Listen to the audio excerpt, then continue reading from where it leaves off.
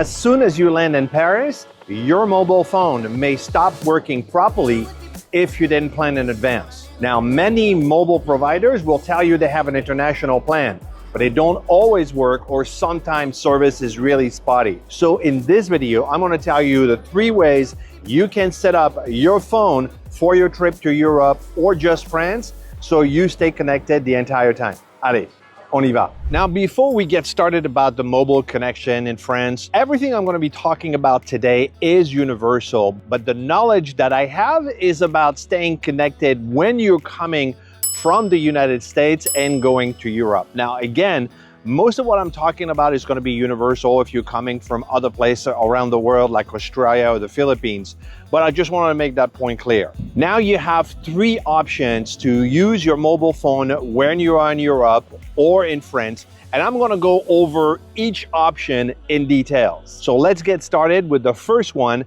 which is using your local US providers when you are in France. Now, the first thing I would recommend that you do is walking to your service provider and ask them specifically with your plan and your phone, what kind of international plans do they have and how much is that going to cost you when you are in Europe or in France. Nowadays, most of them have an international plan, which means you don't need to install everything. And as soon as you land in Europe, your phone is going to start working and they will have an international plan.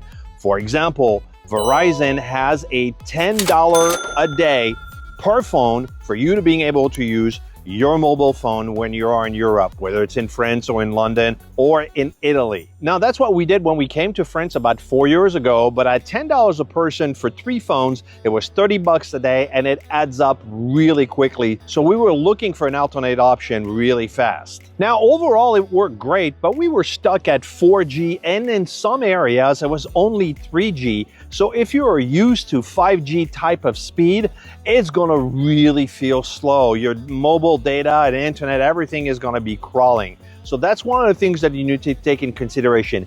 Even if they tell you you're gonna get 5G, because that's not true in every country that you're going to go to. Now, T-Mobile and Verizon have very similar plans, so you're gonna have to check with them about their pricing. Some people said it works seamlessly, and some people say that they could not make their phone work with T-Mobile, specifically T-Mobile. And I'm not saying that T-Mobile is bad. A lot of people actually said that it worked great. I've just heard some people that say it didn't. So just make sure that it is going to work for your phone and your plan. So my word of advice, if you choose to go that route, is do your homework first. Don't wait until you're in Europe to try to figure this out, because it's not going to work out well for you. So the few things you need to make sure with an international plan is, does your current plan covers international travel, and will your phone support the change once you get there? Because if you have an old Android or an old iPhone, this may not work out, even though they're telling you it does. So make sure you check out that your plan, your phone, and the international plan, and all this is going to work. Now let's move to the second option, which is to install a physical SIM card on your phone. Now, you can do that with multiple service providers. Specifically in France, we have SFR, we have Bouygues, and we have Orange. The one I'm gonna recommend for all of you is to look into a physical SIM card for Orange, because we've tested it and it works seamlessly. Now, the physical Orange SIM card starts at $20 and up to $50 for a 14-day period while you are in Europe, and this will work in France and all the other countries in Europe. This option may save you a lot of money, because if all you're paying is $20 for 14 days versus $10 a day, that's a huge saving, so you might want to look into that. And of course, I'm going to put the links below so you can check it out and see if it's a good fit for you. However, with this option, your phone needs to be unlocked.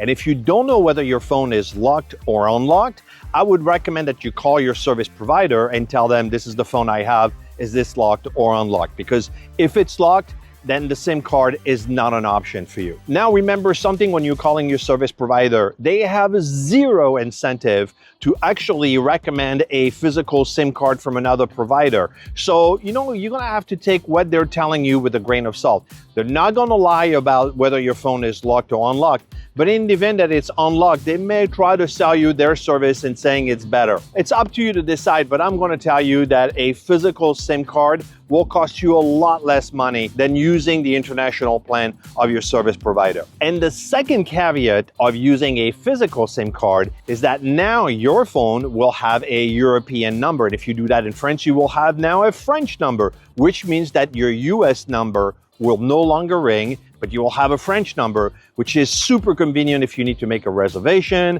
if you need to call your hotel, if you need to call anyone in France. Your phone now is going to be like a French phone, and you can call anywhere you want for the time that you are in France for the 14 days that you have the SIM card. And if there are two of you traveling, one of you can set up the SIM card on their phone and the other one will keep the US phone, so one can stay connected with home in case you need to get some phone calls, and the other one will have the European phone. You can make it work that way. Now, I think that a lot of people do when they use a physical SIM card and now have a European number is they'll forward their US number to a Google Voice number. Now, what the Google Voice number will do is it will send you an email with the transcript of what was said, and you can respond to it if it's urgent or just keep it in the inbox. And that's a way for you to use a physical SIM card and still stay connected with your US phone calls. And the third option that a lot of people use, and it's getting really popular, is using an eSIM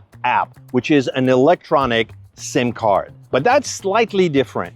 For starters, it's not a physical card, it's electronic, and it is actually installed on your phone via an app. And with an eSIM, you do not get a phone line. All you get is data, which means internet, you can use the Google map, you can use all the applications that you would use normally. The only thing you don't have is an actual physical phone number in Europe, which means that you're keeping your US number, but now you're going to get charged for international calls if you're trying to make a call. Now, the beautiful thing that you can do with an eSIM is use WhatsApp, and everybody in Europe uses WhatsApp. Your tour guides, the restaurants, probably your hotel, everybody is on WhatsApp. So it's going to make your life so easy to being able to communicate with anyone in Europe with the data plan of the eSIM using WhatsApp, which is for the whopping price of free. So that really is a huge advantage. And in addition to that, in Paris, you have a lot of Wi-Fi hotspots everywhere.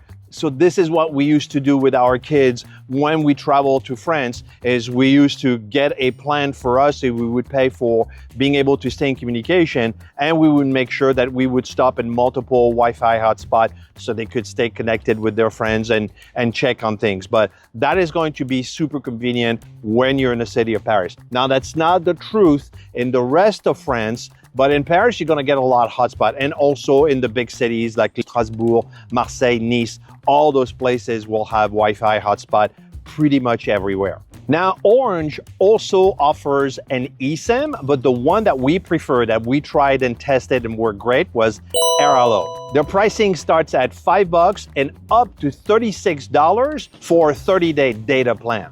Now, one thing that is super important with an eSIM like AIRALO is that you must install it before you arrive in France. We've heard from countless people that waited until they arrive in France to install AIRALO and ran into all kinds of trouble to being able to download it and use it. So my big recommendation is download it before you leave. Now, I'm going to put a link in the description to AIRALO, including a 10% discount. So check it out and see if it's a good fit for you. There's a link in the description. And remember that AIRALO offers a France-only package, but they also offer in all of the European countries included. So you can choose France only or UK only or all over Europe. If you're going to do London, Paris, Amsterdam, Rome, and Barcelona, the AIRALO eSIM card can cover it all for 30 days. So that's really an amazing option, and I understand why it's so popular. In this video, we showed you the 3 ways you can set up your mobile phone so it works in France. Next, I would watch this video on how to buy metro tickets and specifically how to set it up so you can use your mobile phone